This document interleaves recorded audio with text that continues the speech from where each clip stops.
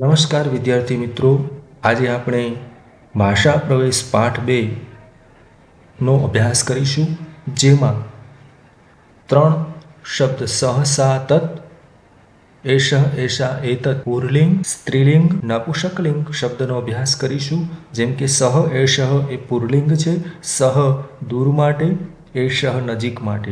સા સ્ત્રીલિંગ શબ્દ દૂર માટે, એષા નજીક માટે સ્ત્રીલિંગ પ્રયોગ. તત એ દૂર માટે, એતત એ નજીક માટે નપુંસકલિંગ શબ્દ. આ 3 લિંગમાં દૂર અને નજીક માટે કઈ રીતે પ્રયોગ થાય છે એનો આપણે વિગતે અભ્યાસ કરીશું ચિત્રોના માધ્યમથી. સહ વૈદ્ય, સહ વૈદ્ય, વૈદ્ય ખૂબ દૂર છે. એષ બાલક, એષ બાલક યાની બાળક ખૂબ નજીક છે. નજીક માટે એષ શબ્દનો પ્રયોગ થાય છે. એ જ પ્રકારે સ્ત્રીલિંગમાં સા લતા, સા લતા જે થોડી દૂર છે. એષા વનિતા જે નજીક છે, એષા વનિતા.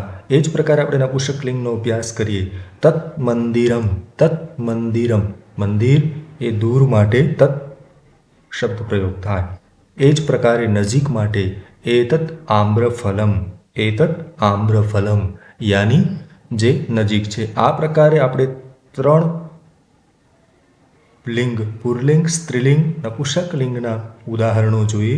હવે ચાર્ટના માધ્યમથી એમને આપણે સમજીએ, સાથે સાથે એમને કંઠસ્થ પણ રાખીએ, જેથી વારંવારના અભ્યાસમાં એ આપણને મદદરૂપ થઈ શકે. સહસા તત એ દૂરના ઘોતક છે. નજીક માટે એષ એષા એતત. અને ત્રણેય શબ્દ પુરલિંગ, સ્ત્રીલિંગ, નપુંસકલિંગ પણ અહીંયા અવગત થાય છે. સહ એષ પુરલિંગ શબ્દ છે, સા એષા સ્ત્રીલિંગ પ્રયોગ છે, તત એતત એ નપુંસકલિંગ પ્રયોગ છે. આ શબ્દોને આપણે થોડા વધારે અભ્યાસથી સમજી શકીએ એ માટે શબ્દ, એમનો અર્થ અને સાથે ઉદાહરણો પણ અભ્યાસ કરીએ. સહ એ તે પુરલિંગ શબ્દ છે. સહ બાલક અસ્તિ, ઉદાહરણમ અસ્તિ, સહ બાલકમ અસ્તિ.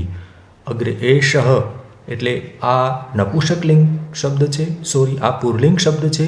એષ બાલક અસ્તિ. એષા આ સ્ત્રીલિંગ શબ્દ છે, એષા બાલિકા અસ્તિ. સા એટલે તે સ્ત્રી, સા બાલિકા અસ્તિ. એતત એટલે કે આ નપુંસકલિંગ શબ્દ છે, એતત ફલમ અસ્તિ. તત તે નપુંસકલિંગ શબ્દ છે, તત પુસ્તકમ અસ્તિ. આ પ્રકારે શબ્દનો પ્રયોગ, એમના અર્થ અને ઉદાહરણના માધ્યમથી આપણે સરસ રીતે આપણા વ્યવહારમાં સહસા તત, એષ એષા એતત શબ્દનો પ્રયોગ કરી સ્ત્રીલિંગ, પુરલિંગ, નપુંસકલિંગમાં જે પદાર્થ દૂર અને નજીક છે એમનો અભ્યાસ આપણે વારંવાર કરીશું તો સંસ્કૃત સરળ રીતે આપણે બોલી શકીશું. ખૂબ ખૂબ ધન્યવાદ.